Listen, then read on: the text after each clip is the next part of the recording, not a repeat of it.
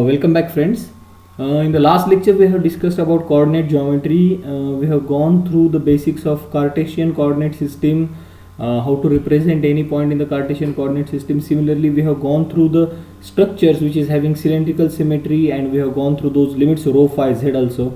Also we have gone through the conversion factor or conversion, how to convert a point when it is given in the Cartesian or cylindrical coordinate system, how to convert it back to vice versa. We have gone through that thing also, spherical coordinate system, and we have gone through this particular diagram also, where we can convert a point which is in the Cartesian system. Same point can be represented in all three coordinate system. Now today in this lecture we will talk about the surfaces related to those coordinate system. Now see, as in the last lecture I have talked about that Cartesian coordinate system is having a geometry of a cubical shape. It may be a cube of your room. So see, just imagine we have a room with 6 walls. Now those 6 walls are our 6 surfaces. You can consider any corner of the room as a origin. Then there are 3 lines going, one to your right or left, whatever it may be, one coming towards you and one going in the direction upward. So the direction going upward is a z axis, going your right will be y, and going to your left will be a x, coming towards you will be a x axis. So there are 6 surfaces. Now try to see these surfaces here. Whenever there is a variation, now see, I am talking about this particular surface. I'll just use a marker. If this is a surface, now see, if I am drawing this line, means I am having variation along y axis. If I draw this line, it is a variation along z axis. So if there is a variation along y axis, if there is a variation along z axis, this plane is yz plane. Remember this thing. Whenever there are variations in any two axes, variation along y, variation along z, then this surface is a yz plane. So this complete entire surface, you can see, I will try to draw it so that you will understand. So this is a yz plane. If it is a yz plane, then there must be one point which is constant. So yz plane is also called x equal to constant plane. X equal to constant.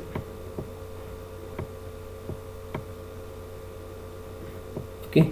So yz plane is also x equal to constant plane.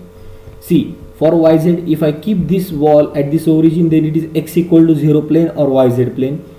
If I put it at x equal to 1, it is x equal to 1, or still it is a yz plane. X equal to 2, still it is a yz plane. So either I can represent is as x equal to constant, or it is equivalent to yz plane. Since one coordinate can be constant for a surface, and remaining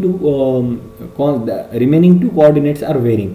Similarly, if I talk about y equal to constant, now look at this particular thing. I will use another color marker. See, this is a plane. I hope you are able to understand. Now you tell me where it is varying. It is varying along z.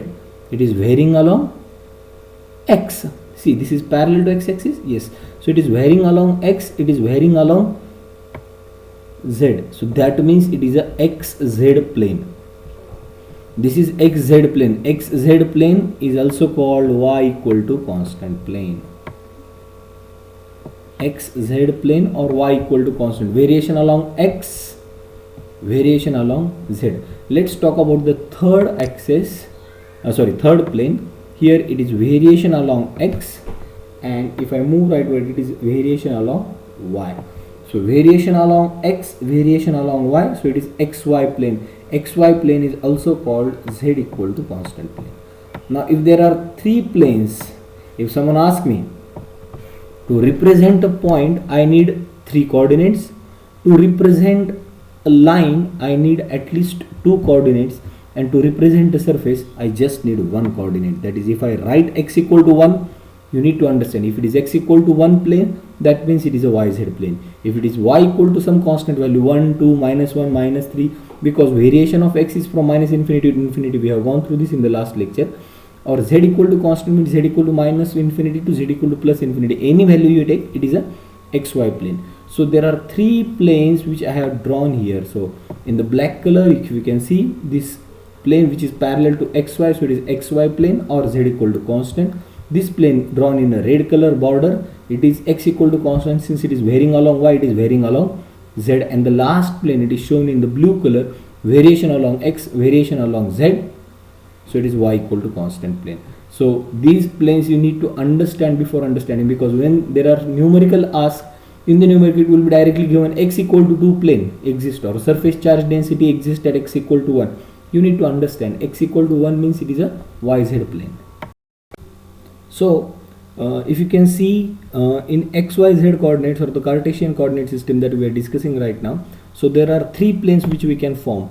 So if you assume it your room or whatever it may be, a cube is having 6 surfaces, so there will be one surface at x equal to positive constant, one surface at x equal to negative constant or x equal to 0. Similarly, y equal to 0 and y equal to some positive constant, z equal to 0 and z equal to some positive constant. So 6 surfaces are going to form this Cartesian coordinate system and a cubical shape. So this is very important to understand while solving the numericals on the electromagnetics. When we will see surface current density or line current density, at that time only one particular constant is given. So I will repeat this thing.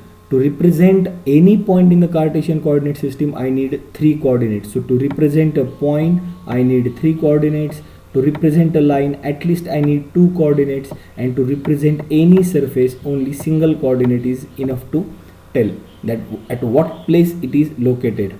So we'll see whether the surface is a vector quantity, line is a vector quantity or scalar quantity in the forthcoming lectures, but right now this is more than enough to understand. Let's go to the next coordinate system, that is cylindrical coordinate system, where once again I know there are 3 constant or 3 coordinates of the cylindrical coordinate system, rho, phi and z. So there must be a plane at rho equal to constant. So see, if you can see this circle, now you are an observer, you are looking from this z axis in the downward direction, and now see this is a circle, so it is varying along y. See, it is varying in the phi direction, because we already know when we are moving in on the periphery of the cylinder, we are actually moving in the phi direction.